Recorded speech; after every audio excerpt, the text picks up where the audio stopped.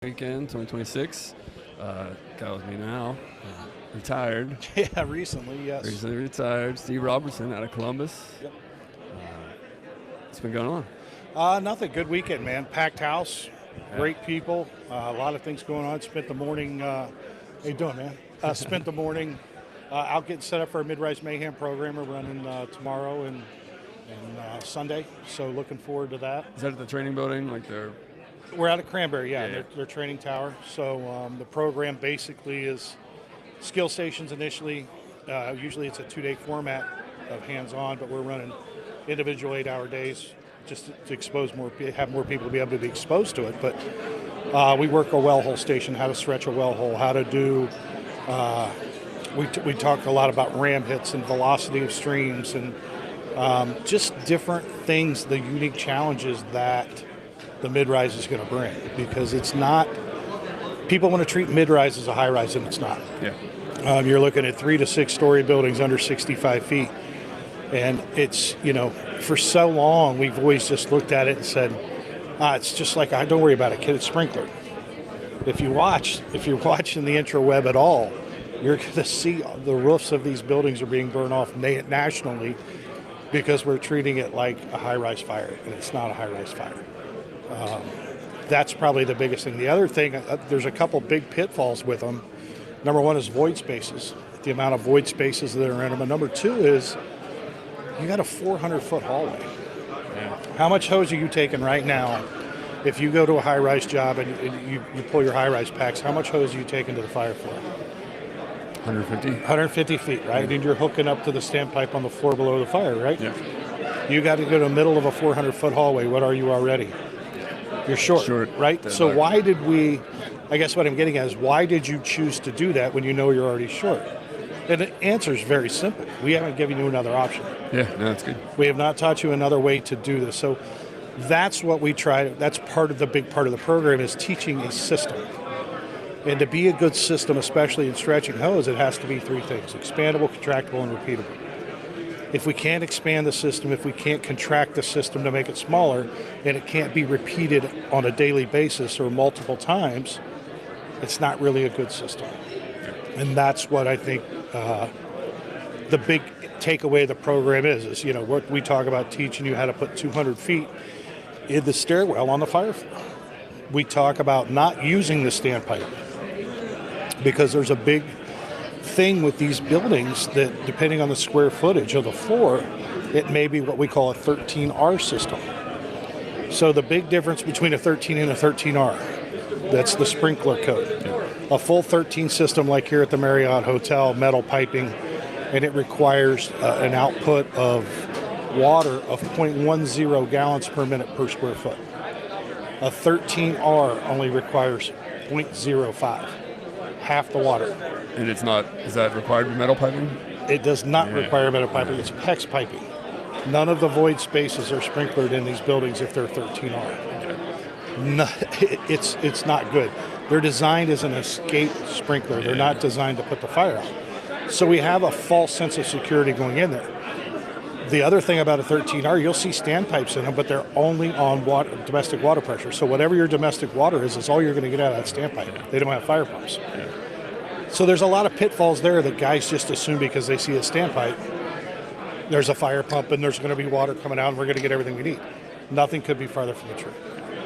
So what kind of stretches are you talking for not using standpipes? So basically what we teach is this. I like it when I was at Engine 18, we had one hose load for everything. We used one load for everything we did. And it was a modified Minuteman with a couple straps on it. So with that system, we can expand it, contract it, repeat it. It was on my 200-foot 1 3/4 pre-connect off the rear, my 250-foot 1 3/4 pre-connect off the rear, my 2-inch line that has 200 feet off the rear, 100-foot bundle, 100-foot bundle, 100-foot bundle. And then I carried another 100-foot of 2.5 for my high-rise in the same format. So think about all the paramedics and guys out there, gals, that are on the medic. They're on the medic all the time. They're doing this all the time. Well, then most trucks have 4 or 5 different loads. Yeah. Now I get to get that person across the bay for the day. How well do you think they're going to be able to perform all 4 or 5 loads? Yeah. Okay. It's not a realistic expectation. The difference is when you look at the system, it's almost like a flow chart when we teach it, because it's like think your ACLS or CPR flow chart. If you have this, here's your options. Here's plan A, plan B, plan C. If you have this, plan A, plan B, plan C. We do the same thing on the ground that we do in a mid-rise, that we do in an apartment building, that you do in a garden apartment, that you do in a high-rise. Everything's stretched the same way using the same rules. And at the end of the day, you just become a lot more efficient. Yeah. And the efficiency is the key here, because if you look at the rescue survey, when we make a civilian grab between 2 minutes and 6 minutes, it's like a 69, 71% survival rate, right around in there. So as an engine company, what can we do to directly affect that? The biggest thing is get through the door. Faster. It's time. Yeah. So we had a standard at 18 of 1 minute. We try to get from the air brake through the front door in a minute. 20 seconds to stretch, 20 seconds to dress, 20 seconds to force the door. When we accomplish that, we're giving that civilian the best chance we can, right? We're giving them 5 minutes to get the fire out and get a search and remove them from the building. We're giving them every chance we can. The engine company has to be ultra efficient on the things they can control. Do you control where we park the engine? Positioning correctly, right? Yep. Do we control how well we can stretch the first line? Do we control how fast we can get dressed, whether we can force the door? We have to be better than good at those basic skills outside where we have total control, because as soon as we cross the threshold of the door, what do we just lose? Control, right? So we have to be ultra efficient at those, what I call basic firefighting skills. We have to perform them at a very, very high level. Makes sense. Yeah, and it comes back to, if that's your family, do you want to be good or do you need to be better than good? Yeah. Right? Yeah. So that's kind of the overview of the program. And like I said, we enjoy teaching it because we're teaching a system. It's not just a fly-by-night thing. It's been vetted. We used it. The instructors we have are second to none. We have Todd Edwards retired out of Atlanta, Clyde Gordon out of Houston, Texas. We have Jerry Herbst from Elkhart Brass that teaches with us. Andy Plofkin from Elkhart Brass that teaches with us. This weekend, we're fortunate enough to have Keith Stakes from UL and a couple of his guys. Is he here yet? Yeah, he is here. Him and JJ came in, and Tom. So, we're blessed to have those guys, the subject matter experts in this. And, I think he may try to sneak over and do a little thing and maybe talk about the study we're doing. And I'm fortunate enough to be selected on the panel for the mid-rise, or not mid-rise, row home and townhome study, which is going to expand a little bit, hopefully, to some mid-rise stuff, because a lot of the tactics are going to be the same.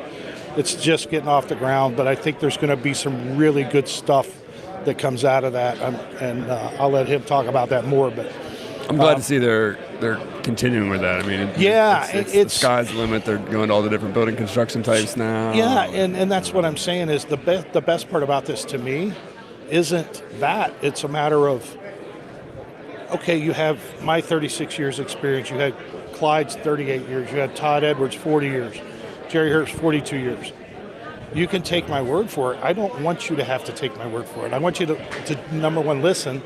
Then we perform the task. But then I want the science behind what we're saying to really drive it home, like Steve's full of crap. Okay, Steve's full of crap. Read it here. Go do it. I don't want you to believe me. I want you to go try these things. Vet the information. There's so much bad information on the intraweb. Vet it. You gotta vet it. There's just some really bad stuff out there. Yeah. So, other than that, enjoying the weekend, man. Great turnout, great people. Close proximity, Columbus to Pittsburgh. You've been kind of coming out here a lot. Yeah. I know, Chief Sahada and some absolutely. of those guys you've been teaching with for a while. Yep.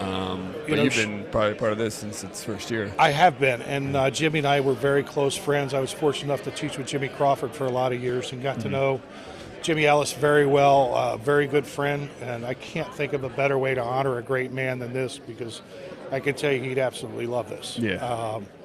He would absolutely love this. Sean, the whole crew that put this thing together. I do a lot of conferences, and this is absolutely one of my favorite because of this. I mean, you look around, you can't see it with the thing, but this place is full. Everybody's into it. Everybody's into the job that's here. It just makes it a lot of fun to teach you something like this. Yeah. So. Cool. What's on the horizon for you other than? Just busy, man. We got, we're heading. I had a couple retired guys on today, and they all said the same shit. They're busier now than when they were on the job. Man. Like the next 2 months, we are on the road a lot, which we're blessed. Don't get me wrong. It's a true blessing, but it's a lot of work. And living on the road is great because you get to meet great people and you get to do things. But sometimes it's not always great when you're stuck at an airport for 12, 14, 16 hours when they're on a ground stoppage for a storm or whatever. So, but no, things are good. We're in Texas. We're in doing Reno, Nevada this year. We've got a lot going on. We're in Louisville at the Derby City Conference next week. Oh, wow. So, we got a lot going on. We're back in Ohio, and then from Ohio we're going – we're busy. We've got a full slate for the rest of the year for sure. Nice. So – Wait, I much appreciate taking the time. Absolutely, man. Steve, appreciate you. Have a good one, man. Thanks, you Take too. care. Later. That work? That works. Perfect. Thank you. Appreciate it. How's the site looking? Hey, we're good to go. We're ready to roll. We're ready to roll.